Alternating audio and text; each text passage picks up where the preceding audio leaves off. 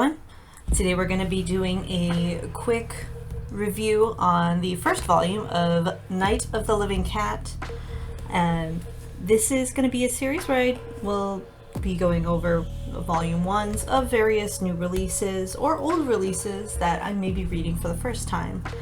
And if you like what you see here, don't forget to click that subscribe, ring the bell, all that YouTube stuff. So to start off with, this is Night of the Living Cat, otherwise known in the Japanese title as Night of the Living Cat, which I'm kind of sad they didn't keep that. For those who do not know, nya is like the Japanese version of meow. So Night of the Living Cat is a very good play on words, and I'm kind of bummed that they fully translated the title. The story is by Hawkman with art by Mecha-Roots. There are currently 2 volumes in Japan of this series, with volume 3 due out in November, and we just got volume 1 in English, published by 7 Seas. The Japanese publisher is Mag Garden, and it is serialized in the monthly Comic Garden magazine, which has serialized titles in the past, such as Girl from the Other Side.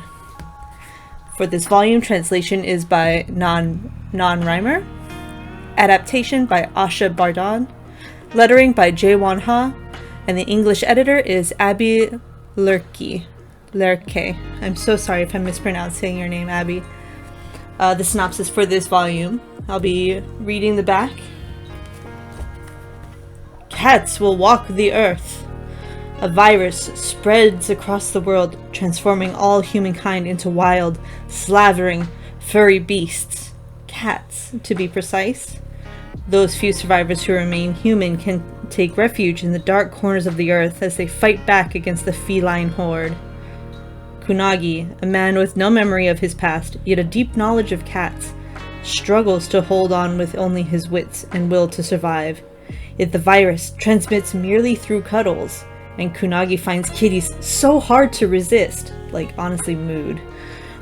Will his willpower be strong enough to withstand this hair-raising catastrophe? You'll find there's a lot of really good cat puns throughout this volume. I give this a solid 4 out of 5. This is probably one of my favorite new reads that I picked up in the first week of October. It is a horror comedy, and it's kind of what I feel was needed to put a new coat of paint on what people can expect from cat manga. With most cat manga coming to the US being the cute, cuddly, fuzzy kind, it's kind of nice to see a different take on it.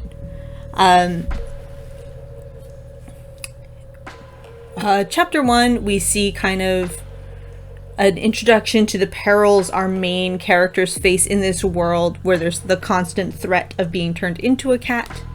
I'm going to do a quick little flip through here. You can see a little sample of the art here with all the cat paws. Very, very reminiscent of Night of the Living Dead, which is hilarious.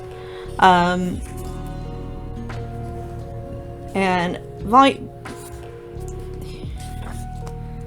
here we see some of where one of our guys gets turned into a cat. It is really well done. It is a great first chapter. Our second chapter, we kind of go back in time. It's an extended flashback that takes us back to the beginning of the catastrophe, as it were. The plot overall feels fairly standard for what you would expect from a zombie movie.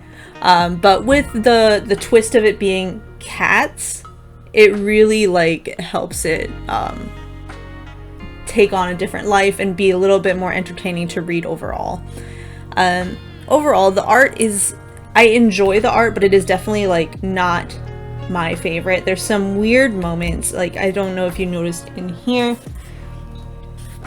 This particular panel kind of showcases some of what I have issues with. It's a very scratchy art style, and this panel, and where is it? I put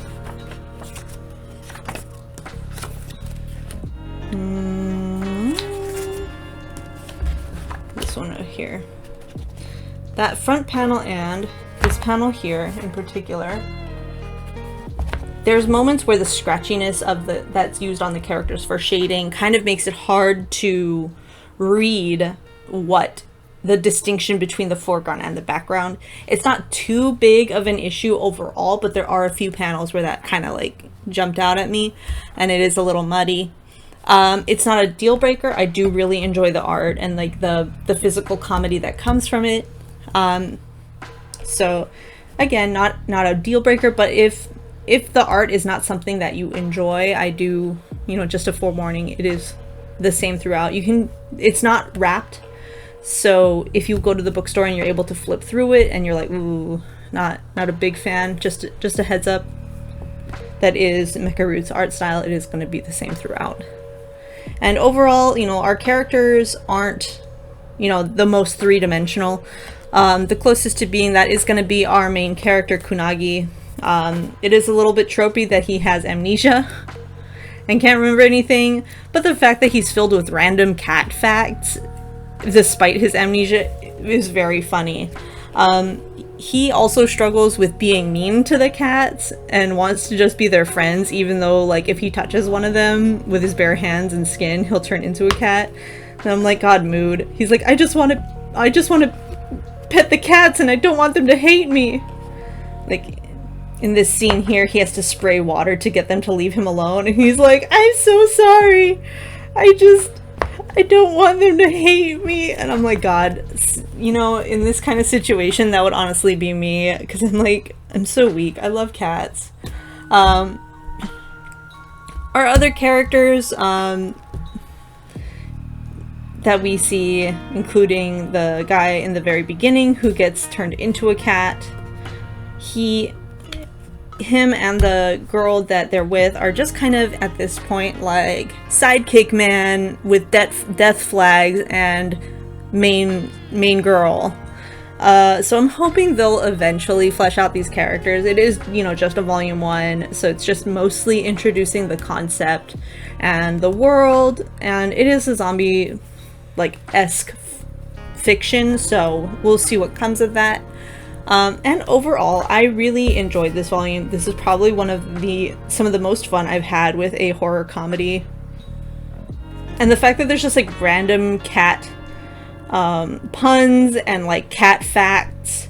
And like if you have a cat, there's definitely moments in here where you're like, oh, I know that. Like here, the cat's like coming through the hole and it's like, oh my God, our cat's liquid? And then it's like, oh no, they're so flexible. They can just change their shape if they know they can fit. And I'm just like, oh my God.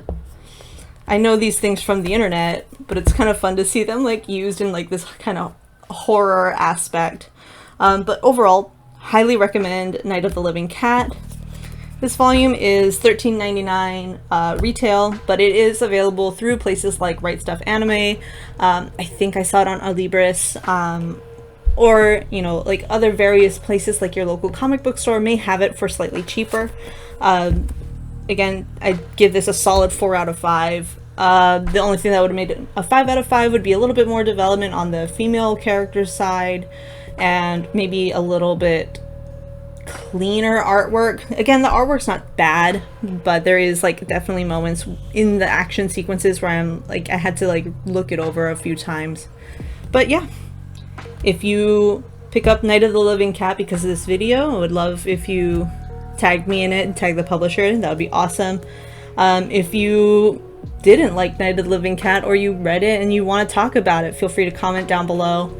I will be doing some more of these videos for stuff that I have picked up in September and October, and moving forward with volume 1s that I get either for my personal collection or stuff that I get from my library. And again, hope to see you guys in the next video. Peace.